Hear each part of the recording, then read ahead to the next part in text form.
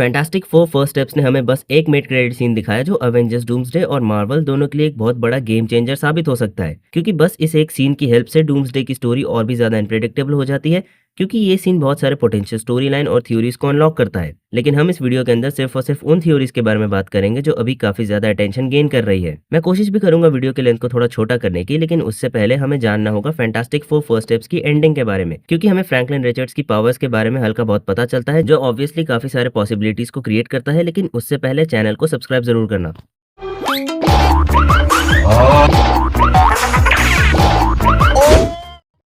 Marvel ने अपनी new movie fantastic four first steps के थ्रू हमें एमसीयू का one of the strongest character introduce कर दिया है, हु इज फ्रैंकलिन रिचर्ड्स, जो इतना ज्यादा पावरफुल है कि लिटरली गैलेक्टस उसे अब्सॉर्ब करना चाहता था अपनी इमॉर्टल हंगर को पूरी तरह से खत्म करने के लिए, जिसकी वजह से फैंटास्टिक फोर की टीम को काफी ज्यादा चीजें भी झेलनी पड़ी थी। अब देखो, जो पावर्स फ्रैंकलिन पोजेस करता है वो आगे जाके मार्वल की सीक्रेट वॉर्स के अंदर एक बहुत बड़ा रोल प्ले करेगी पूरे यूनिवर्स को रिस्टोर करने के लिए, जो हमें काफी टाइम पहले से पता है। लेकिन अभी वो डूम्सडे के लिए भी काफी ज्यादा इंपॉर्टेंट कैरेक्टर है, क्योंकि फैंटास्टिक फोर के मिड क्रेडिट सीन के अंदर डॉक्टर डूम हमें फाइनली अपीयर होता हुआ नजर आता है। और डॉक्टर डूम को मैंने एक्सपेक्ट नहीं किया था कि हमें इस वे में दिखाया जाएगा, क्योंकि ये चीज तो ऑब्वियस थी कि डूम हमें इस मूवी के अंदर फाइनली अपीयर होता हुआ नजर तो आएगा, लेकिन उसे ऐसे वे में दिखाना चीजों को काफी अच्छे से हाइड करके रखता है और हमें मौका देता है और भी ज्यादा थ्योरीज बनाने की। अब देखो, पूरी मूवी फैंटास्टिक थी, मूवी के अंदर कुछ फ्लॉज भी हैं, लेकिन वो सारी चीजें अगर हम साइड रख के बात करें इस मिड क्रेडिट सीन के बारे में, तो ये सीन अकेला काफी था लिटरली किसी भी एमसीयू फैन को हाइप करने के लिए, just because of Marvels biggest villain doctor Doom. जहां उन्होंने आरडीजे के चेहरे को तो नहीं दिखाया, लेकिन ये चीज तो क्लियर है कि डूम की सूट में वही थे और ये प्रेजेंस ही मोर देन एनफ थी सभी लोगों को इलेक्ट्रीफाई करने के लिए। लेकिन मिड क्रेडिट सीन पर बात करने से पहले बात करते हैं कि मार्वल हमें फ्रैंकलिन की पावर्स के थ्रू क्या चीजें दिखा सकती है। तो जब फैंटास्टिक फोर फाइनली गैलेक्टस को जैसे तैसे करके हरा देते हैं, लेकिन सू स्टॉर्म को इन सबके बीच में खुद को सैक्रिफाइस करना पड़ता है। लेकिन उसके बाद हम फ्रैंकलिन को देखते हैं जो डेड सू स्टॉर्म को भी इजिली रिवाइव कर देता है। तो क्या फ्रैंकलिन की पावर्स के थ्रू मार्वल हमें ये बताने की कोशिश कर रहा है कि वो लोग इस चीज के थ्रू टोनी स्टार्क को रिवाइव करने वाले हैं? देखो, ये चीज तो ऑब्वियस है, क्योंकि मल्टीवर्स सागा के अंदर सब कुछ पॉसिबल है, क्योंकि हमें हमारे ओजी एक्समैन भी देखने को मिलेंगे, ऊपर से हमें Hugh Jackman as Wolverine already देखने को मिल चुके हैं। आई नो उनके लोगन वाले वोल्वरिन को रिवाइव नहीं किया उन्होंने, which was a really good move, लेकिन उनका ये वाला वोल्वरिन भी एकदम लोगन जैसा ही लग रहा था। I think it's because of Hugh Jackman. But Marvel यहाँ पर 100% फ्रैंकलिन रिचर्ड्स का यूज कर सकते हैं टोनी स्टार्क को रिवाइव करने के लिए, ताकि डॉक्टर डूम अपनी कॉन्शियसनेस को स्वैप कर सके। लेकिन उसे टोनी स्टार्क की ही आइडेंटिटी क्यों चाहिए? देखो, ये तो हमें भी पता है कि आरडीजे डूम को प्ले करने के लिए एटलीस्ट $100 मिलियन चार्ज कर रहे हैं, और ऊपर से डूम और टोनी दोनों सेम ही दिखते हैं। और यहाँ पर ये mid credit scene role play कर सकता है, जिसके अंदर हमें 4 साल का टाइम जंप दिखाया जाता है। अब इन 4 सालों में फ्रैंकलिन भी बड़ा हो चुका है और सू स्टॉर्म उसके लिए कुछ बुक्स पढ़ रही है, और दोनों एक क्वालिटी टाइम स्पेंड कर रहे हैं। लेकिन तभी आउट ऑफ नोवेयर हम एक सॉर्ट ऑफ टेलीपोर्टिंग साउंड सुनते हैं, और फिर हमें दिखता है डॉक्टर डूम, जिसका मास्क उतरा हुआ है और उसने फ्रैंकलिन को भी पकड़ा हुआ है। और अगर तुम फ्रैंकलिन रिचर्ड्स की तरफ देखोगे तो वो भी काफी क्यूरियस सा नजर आ रहा है डॉक्टर डूम के चेहरे को देखकर, क्योंकि वो खुद आउट ऑफ क्यूरियोसिटी उसे टच कर रहा है, या फिर वो डॉक्टर डूम के अंदर की किसी पावर से अट्रैक्ट हो रहा है। लेकिन अभी जो सबसे सिंपल और सेंसिबल थ्योरी घूम रही है वो ये है कि डॉक्टर डूम फ्रैंकलिन की पावर्स को यूज करेगा ताकि वो अपने फेस को हील कर सके, क्योंकि डॉक्टर डूम के चेहरे पे कुछ स्कार्स होंगे जो कॉमिक्स में भी थे, और मार्वल शायद से वही स्टोरी की तरफ जाने की कोशिश भी कर रहा है। But I think doctor Doom सिर्फ अपने फेस को ही हील नहीं करने आया है। हाँ, ये बात जरूर है कि डूम ऐसा करेगा तो सही, लेकिन वो एक काफी इंटेलिजेंट सोर्सरर है जिसे फ्रैंकलिन की पावर्स के बारे में ऑब्वियसली बहुत चीजें पता है, तो वो उसका यूज और भी ज्यादा लेवल पे करेगा ताकि वो अपने प्लान को अंजाम दे सके। अब वो प्लान मल्टीवर्स से रिलेटेड कुछ भी हो सकता है जो हमें डूम्सडे में ही पता चलेगा, और ये भी हो सकता है कि वो फ्रैंकलिन की हेल्प से बैटल वर्ल्ड को क्रिएट करेगा। लेकिन इन सब के बीच में स्टार्क के रिवाइवल का क्या? अब मुझे ऐसा लगता है कि डॉक्टर डूम ने रीड रिचर्ड्स से पहले ही मल्टीवर्सल ट्रैवल को फिगर आउट कर लिया, और इसका एक परफेक्ट हिंट हमें मूवी के अंदर ही मिल चुका है जब लेटवेरिया के सीट्स को एम्प्टी दिखाया गया था, जिसका सिंपल मतलब निकाला जा सकता है कि डूम ने मल्टीवर्सल ट्रैवल करना शुरू कर दिया था, या फिर उसने मल्टीवर्स में ट्रैवल करने के लिए किसी प्रोजेक्ट पर काम चालू किया, और इन 4 सालों के अंदर वो इतना ज्यादा मल्टीवर्सल ट्रैवल कर चुका होगा जिसकी वजह से उसने काफी ज्यादा नॉलेज और पावर्स गेन कर ली, जहां उसने कई डिफरेंट यूनिवर्स के हीरोज को खत्म भी कर दिया, और फिर वो विक्टर वॉन डूम से सीधा डॉक्टर डूम बना। और इतना ट्रैवल करने के बाद उसे पता चला इनकर्जन्स के बारे में,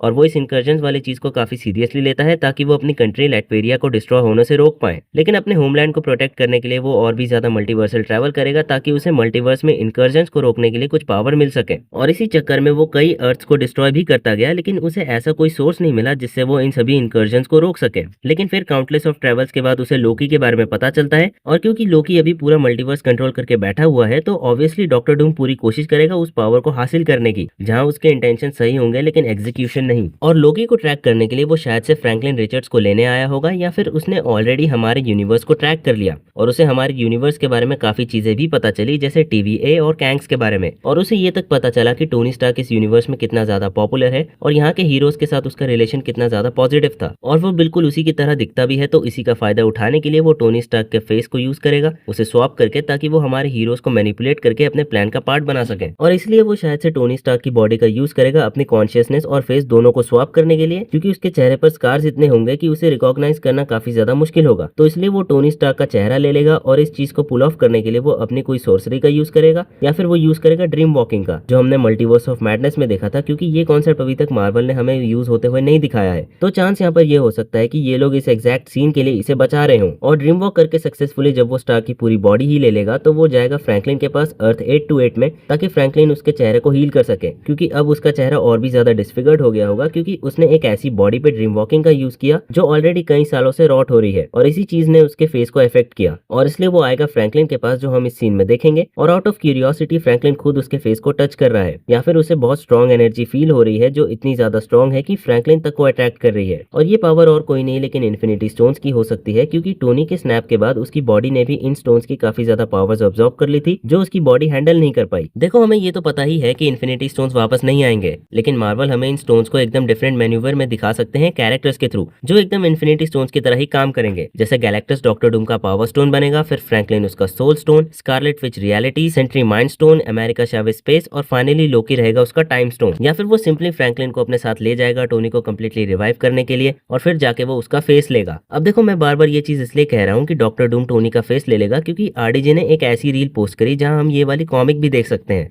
तो ऐसे में इस सिनेरियो की पॉसिबिलिटी और भी ज्यादा बढ़ जाती है। ये थी मिड क्रेडिट सीन से रिलेटेड कुछ बातें। मुझे बस बात करनी थी कि मार्वल हमें इस सीन के थ्रू क्या क्या पोटेंशियल चीजें दिखा सकता है। But the thing is that कि मार्वल खुद चाहता है कि हम ये सोचें कि डूम्सडे के अंदर क्या क्या चीजें दिखाई जाएंगी, और यही इनकी बेस्ट मार्केटिंग स्ट्रेटेजी है मूवी की हाइप को बिल्ड करने के लिए। क्योंकि हमने बहुत कुछ सोचा था फैंटास्टिक फोर के बारे में कि इनके प्लेनेट में इंकर्जन होगा, या फिर गैलेक्टस इनके प्लेनेट को डिस्ट्रॉय करेगा, या फिर हमें डूम देखने को मिलेगा, लेकिन हमें कुछ और ही देखने को मिलता है। बट जो भी है, वीडियो यहीं तक थी। पसंद आई तो लाइक जरूर करना, और भी फ्यूचर में वीडियोस आएंगी तो उसके लिए स्टे ट्यून्ड।